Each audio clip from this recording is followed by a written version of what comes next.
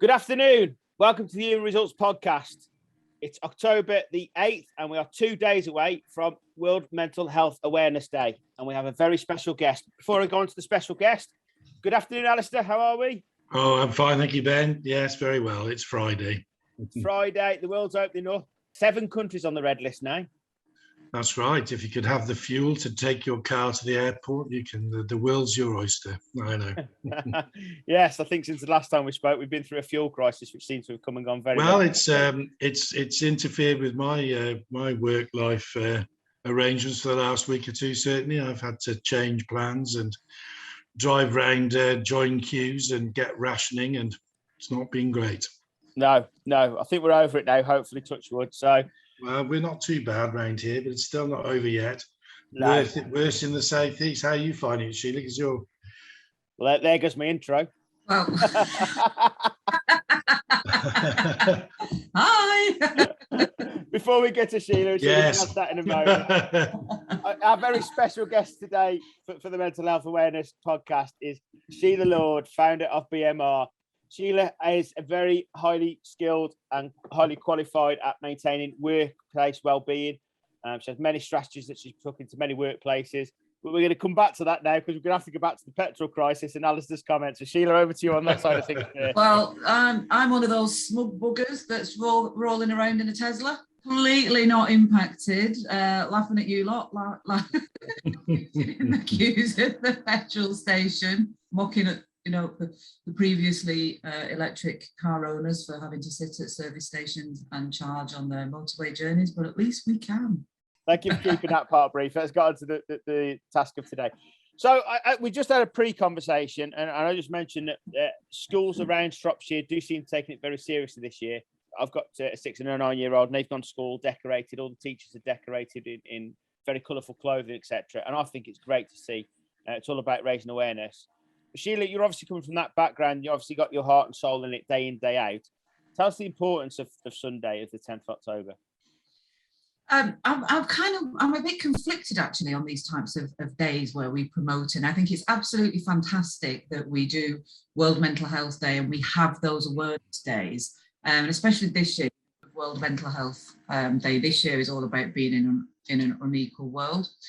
It's really great for raising an awareness and getting a lot of hype and kind of, some promotional stuff going on behind World Mental Health Day. But, every day needs to be World Mental Health Day. We don't have we'll have our, physical health days, we'll do the marathons, we'll have all of these things, but we always differentiate mental health from physical health. Without one or the other, we're not a full human being. Mental health is as important as physical health. But, our mental health is with us every single day. So, every day needs to be World Mental Health Day. And we need to be focusing on the things that make us feel good and make us feel well. Because again, with mental health, we often talk about ill health. We don't talk about positive mental health. It's great what you said, Ben, about, having your schools that are celebrating mental health. Not talking about illness, not talking about being poorly, but actually celebrating positive, good mental health.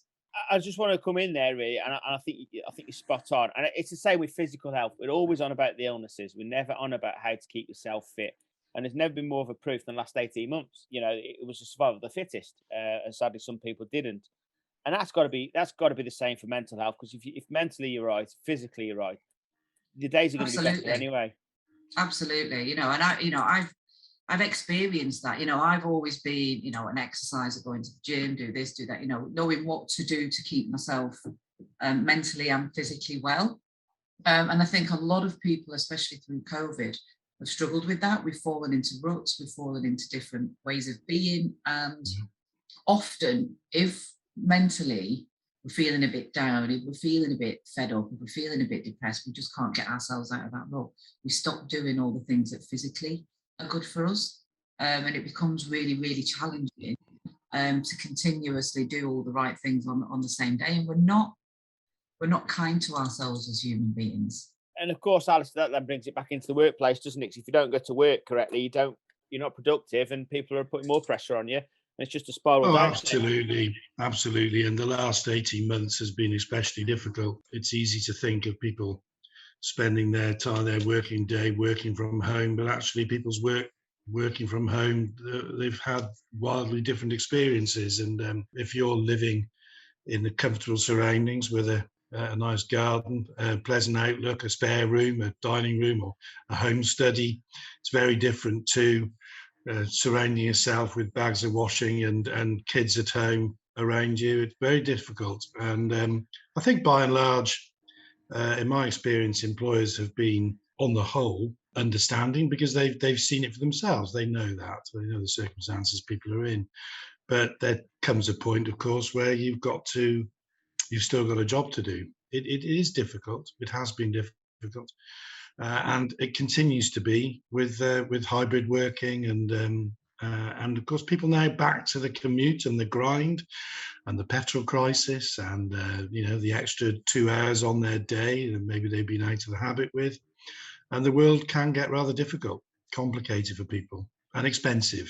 Fuel crisis, gas prices going up, many worries. Kids at home with COVID, and was it 1 in 30 children at the moment, roughly, with it. Employers have to be mindful of the difficulties that creates. Short-term childcare emergencies are going to impact on people's ability to work. People are going to need time off to go home and look after their children. It's a very, very complicated and stressful situation for some, but people are showing resilience, and generally speaking, the world having opened up is also helping a lot of people. So I've just experienced it with a 9-year-old. She had COVID. How can you tell a 9-year-old they can't hug you and they can't come out the room? It's devastating on many levels. Yeah, but just coming back to your good self, Sheila. You're obviously keen on to promote the good side of things, the good mental health, etc., and keeping fit, I suppose, is the best. Keeping your mind fit. I'm guessing you only get called up when it's the other side of things, isn't it? And that's really the wrong way around. It swings and roundabouts, really. I mean, with us and what we do at BMR Health and Wellbeing, we're really focusing on working with organisations that want to make sure that they've got a mentally healthy culture and a mentally healthy and resilient organisation. So, you take the World Mental Health Days, with mental health in the workplace, training the mental health first aider and putting them into the workplace and going, I'm doing mental health at work. It's not enough. Yeah, it's good and it's a step in the right direction, but it's not enough. So when we're talking about looking at mental health in the workplace, we need to be looking at why people are getting stressed when they come to work. When we can understand why people are getting stressed when they're coming to work, we can actually start to put in preventative measures that actually look to remove the stress. If we had a factory that was producing, I don't know, earphones, and they were coming off the end of the production line, but they weren't quite working well, they weren't quite, at 100%, we wouldn't employ a team of people to start fixing headphones. We'd go to the machine and try to understand what in the machine was causing a failure on the production line. And if you look at workplace mental health, the way we've got things set up at the moment, or a lot of the common approaches, are to wait for people to become ill so that we can put a mental health first aider to them, and we're not looking at the machine, i.e. the organisation and the factors in the way that work is organised and work is designed that are contributing to making people stressed.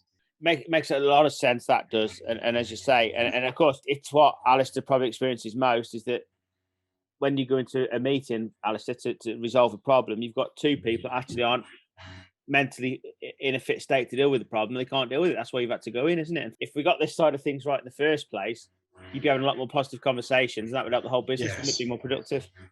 And I find that, typically as a law employee relations advisor and specialist, I tend to get involved when somebody has just produced a fit note for 4 weeks saying work-related stress, and whatever that cause may be. And statistically, as Sheila would tell you, the odds of that person coming back and staying with the business long-term and getting over the issues they have are low. They're not great, and that's too late to deal with in an effective way that saves the company and that individual the pain, because whatever that cause of that stress may be, if it's caught if there's an intervention at an early enough stage, the situation can improve. And purely as a business, if you're looking at it in terms of lost productivity and the cost of replacement and things, that's painful enough. But for the individual themselves, it's very damaging. So, sorry, Sheila, I just want to come back to that. There's two stages, isn't there? There's the mental well-being of the business itself, and obviously everybody within that business. There's also the pressure situations. I think really, obviously, I think what we'd like to hear from your good self really is the idea, firstly, of the long-term, the well-being of that company, the well-being of the personnel in it, and also how you deal with the pressure situations which come up every now and then. How do you deal with the situations? How do we know what's always going on in the organisation? How do we know what those factors are? I was picking up on what Alistair said there. By the time you've got somebody that goes off on 4 weeks, psychological illness in the workplace costs us a hell of a lot more than physical illness in the workplace. Yet we do more risk-based and preventative work around physical health than we ever do around psychological health. And organisations need to be continuously, constantly risk assessing the workplace for the factors that are causing people to be ill. So we need to be consulting and engaging with our employees on a regular basis. And that might sound like a real pain in the butt to do. Okay, how are we going to do that? How are we going to find out what people are thinking and feeling? But we need to have those conversations. We need to ask them. In law, Health and Safety at Work Act, we have the duty of care to look after the health, safety and welfare of all of our employees. That's what the law says. We do safety really well. Health and welfare, we're not so great on. And how are we supposed to do that? Again, the law says in the management regs that we need to do that through a risk assessment process that requires us to consult and engage with our employees, okay, and to provide resources and training. That's a big gap in current approaches to workplace mental health, and that's the space that we're in terms of helping organisations to bridge that gap. We need to get well-being and kind of HR costs onto the balance sheet in a way that they're really, really visible to senior leaders. We look on our balance sheets and P&Ls, and we'll have a lump cost for staff costs. We may have a lump cost for recruitment costs, yeah. But how does that break down? What is that staff cost made of? Is it salaries? Is it settlement agreements? Is it people, what's physical sickness? What's psychological sickness? When you start to look at those numbers, I challenge any leader to then say, I don't have a budget for workplace mental health. That's a very good point, Sheila. The cost of recruitment lumped in, that is a good point, because if you could point to the fact that that could be reduced by 15, 20%, 30%, so many smaller businesses in the SME sector, they don't actually budget for recruitment at all, and yet they might be spending 30, 40 grand a year on it, and they know they've got a problem, they just don't know how to address it effectively. And finding a budget for plugging a gap with another bum on a seat seems easier to sell to management than actually the preventative approach. Anyway, we were talking, at the beginning of the podcast about the truck drivers. Yeah, big shortage of truck drivers at the moment. Yeah. So you've got a couple of different factors there. My brother's a truck driver, and I think we were talking about this the other day, weren't we, Alistair? But you've got a high population, an older population of truck drivers, so people kind of just leaving the industry. But they've not had the best treatment for employers. They've been treated as commodities because there were a lot of them in the market. Yeah. Wages went down, they weren't earning enough money. COVID hit, they were key workers that were keeping the country on its feet, yet they had nowhere to go and pee, they had nowhere to go and eat, they had nowhere to rest, they had no facilities. Yes. And they, some of them went off and, like my brother, left the industry, got another job that paid an equivalent amount of money, but with less stress, more time at home, all of these factors. And they've actually, like many, moved on. A lot over COVID. A lot of people are speaking with their feet now, and they're leaving. And actually now, let's have a look at some of the logistics companies. How many direct truck drivers have they got? And how much is that costing them? And how much do they pay their direct drivers? Let's say they're paying them £15, £18 an hour. But they've not got enough drivers on the books because the drivers know, I don't want to work directly for a company. I'm going to go to an agency. An agency's paying me £25 an hour. Yeah. Enough work there to keep me out as long as I can be on. I'll be on £40 an hour before my day's out. Yeah. This must be costing those employers that didn't have regard for the well-being of truck drivers an absolute fortune. And they'll swallow that. They'll absolutely swallow it without blinking twice. But you ask them to put a well-being programme in, I don't have the budget, or it's too difficult. That's an appropriate point now to move this forward, because obviously, awareness-wise, we've never had a better time of mental health awareness. I think we can all accept that. Whether it's the right way or not, I'm not going to get involved in that conversation, but I think we're all aware of mental health now. How do we capitalise on this, Sheila? Do we go to the companies? Do we go to the corporates? Do we go to the small businesses? You tell me what strategy we should be putting in place now as a country and as a nation. I think it needs to, I don't know if you're aware, but Ben, there was a new global standard that came out in June of this year, ISO 45003. And that's a framework that's been developed by a team of mental health experts in the field globally, okay? Over 70 countries involved, I think 40 countries were involved in the sign-off. And that really gives a framework of how businesses can build psychological health and safety into their organisation. So like you have an ISO 9001 framework or your 14001 for environmental, this just brings that into place, so it becomes a systemic part of business processes. Now, you can go and talk to the big corporates, but you know what? They think, I've got plenty of money, we can swallow some people that are unproductive. But you go to the smaller companies, the SMEs that are often underserved in this area, they can't afford to carry people that are not performing and that are not as productive as they could be. So, all businesses need to start to have this approach. It should be a fundamental part of how they operate. It should be part and parcel of policy and procedure. So it needs to be an everybody approach. And, coming back to what you were saying about statistics before, we've got more mental health aware and mental health first aiders trained in this country than ever before. I think it's close to 700,000 people have had some level of training in mental health awareness, yeah? However, March 2020, pre-COVID, our sick days lost to work-related stress, anxiety and depression was 17.9 million working days. It's the biggest cause of sick days in the UK.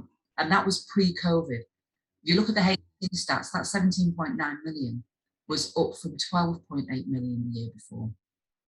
And a report from Deloitte says that the average cost per employee, if you just want to, take this number, £1,700 per employee it's costing you. Whether you're tracking it or not, it's £1,700. Yeah, huge impact on productivity. Yeah. Massive, absolutely massive.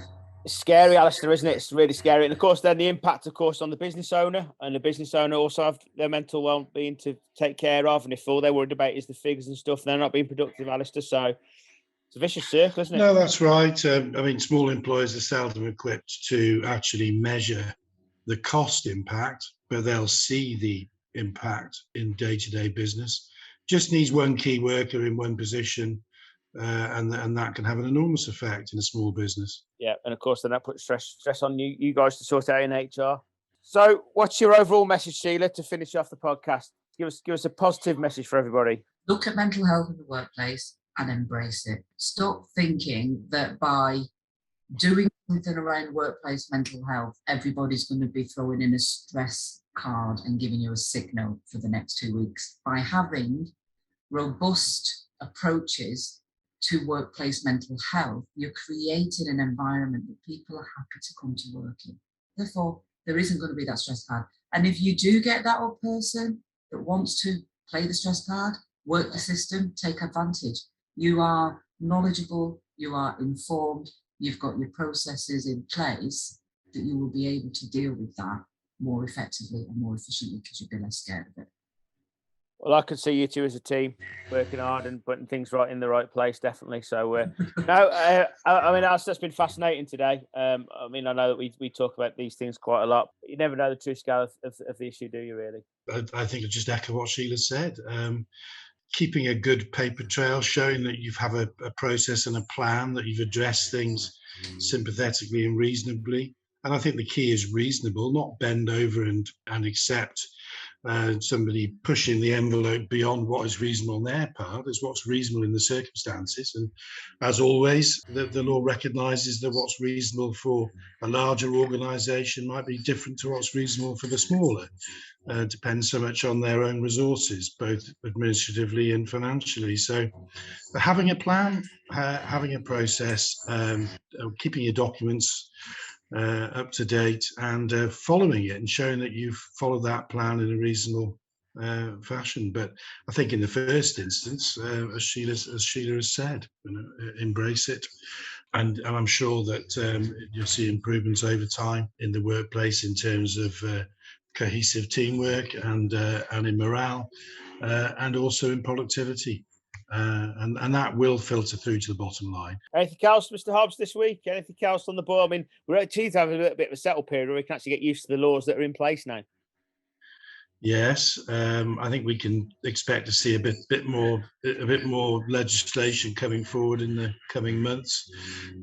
Can't keep blaming Brexit and COVID for inactivity in Parliament, but let's see.